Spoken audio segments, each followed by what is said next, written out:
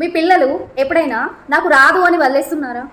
అయితే ఈ ఒక్క చిన్న పదం వాళ్ళ ఆలోచన విధానాన్ని మార్చేస్తుంది. నమస్తే అండి. మీ పిల్లలు ఎప్పుడైనా నాకు మ్యాథ్స్ రాదు, నాకు ఇంగ్లీష్ రాదు అని నిరాశతో అంటున్నారా? అలాంటప్పుడు మీరు వెంటనే అవును నీకు నిజంగానే ఏది రాదు అనో, లేదా కోపంగా నీకెందుకు రాదు అనో అనొద్దు. దీనికి సైకాలజీలో ఒక అద్భుతమైన పద్ధతి ఉంది. దాన్నే గ్రోత్ మైండ్ సెట్ అని అంటారు. ఇది వినడానికి చాలా చిన్న పదమైన వాళ్ళ బ్రెయిన్పై చూపించే ప్రభావం చాలా పెద్దది. ఇక మీదట పిల్లలు నాకు రాదు అని అన్నప్పుడు ఆ వాక్యానికి ఇంకొక మాట చేర్చండి. అదే ఇంకా రాలేదు అని. నాకు రాదు అని ఫిక్స్ అయితే బ్రెయిన్ ఆలోచించడం ఆపేస్తుంది.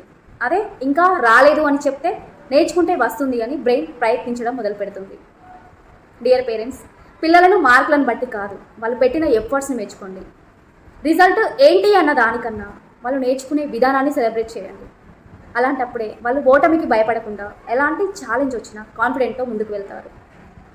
పిల్లలకి పర్ఫెక్ట్గా బ్రతకడం కన్నా ప్రతిరోజు బెటర్గా ఎలా మారాలో నేర్పించండి.